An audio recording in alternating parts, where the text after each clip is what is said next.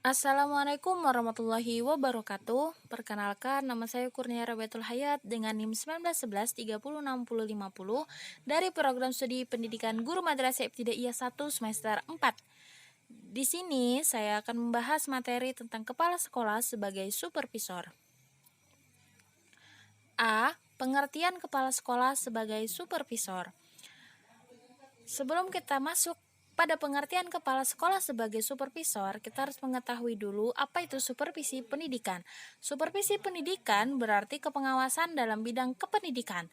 Orang yang melakukan supervisi disebut supervisor atau pengawas.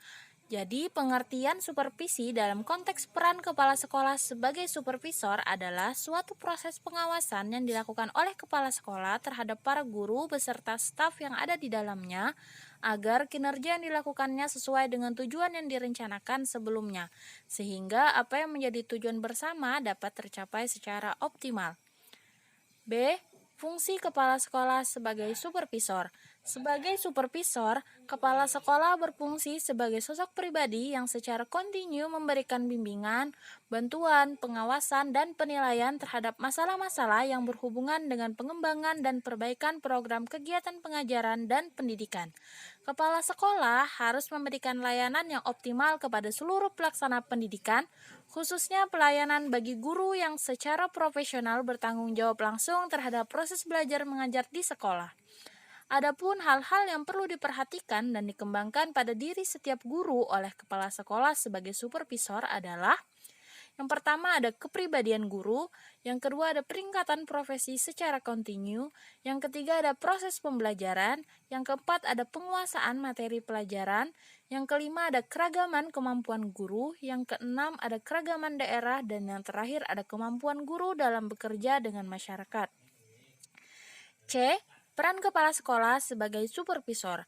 Kepala sekolah sebagai supervisor berperan sebagai: yang pertama, narasumber. Supervisor dituntut untuk mengenal dan memahami masalah pengajaran. Yang kedua, ada konsultan atau penasehat. Supervisor hendaknya dapat membantu guru melakukan cara-cara yang lebih baik dan mengelola proses pembelajaran.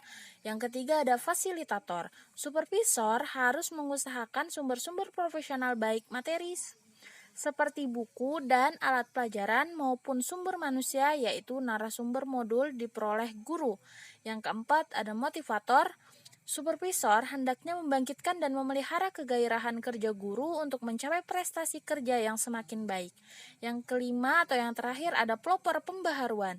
Supervisor jangan merasa puas dengan cara-cara dan hasil yang sudah dicapai, tetapi harus memiliki prakarsa untuk melakukan perbaikan agar guru juga melakukan hal serupa. D. Prinsip-prinsip supervisi pendidikan. Untuk menjalankan supervisi, sebaiknya kepala sekolah memperhatikan prinsip-prinsip sebagai berikut. Yang pertama, supervisi hendaknya bersifat konstruktif, yaitu pada yang dibimbing dan diawasi harus menimbulkan dorongan untuk bekerja. Yang kedua, supervisi harus didasarkan atas keadaan dan kenyataan yang sebenarnya, realistis, mudah dilaksanakan. Yang ketiga, supervisi harus dapat memberi perasaan aman pada guru-guru atau pegawai sekolah yang disupervisi. Yang keempat, supervisi harus sederhana dan informal dalam pelaksanaannya. Yang kelima, supervisi harus didasarkan pada hubungan profesional, bukan atas dasar hubungan pribadi. Yang keenam, supervisi harus selalu memperhitungkan kesanggupan, sikap, dan mungkin prasangka guru-guru atau pegawai sekolah. Yang ketujuh, supervisi tidak bersifat mendesak atau otoriter karena dapat menimbulkan perasaan gelisah atau antisipasi dari guru-guru atau pegawai. Yang kedelapan, supervisi tidak boleh didasarkan atas kekuasaan pangkat, kedudukan, atau kekuasaan pribadi. Yang kesembilan, supervisi tidak boleh bersifat mencari kesalahan dan kekurangan. Yang kesepuluh, supervisi tidak boleh terlalu cepat mengharapkan hasil dan tidak boleh cepat merasa kecewa. Yang terakhir atau yang ke-11, supervisi hendaknya juga bersifat preventif, korektif, dan kooperatif. Sekian penjelasan dari saya, kurang lebihnya mohon maaf. Wabillahi taufiq wal hidayah. Wassalamualaikum warahmatullahi wabarakatuh.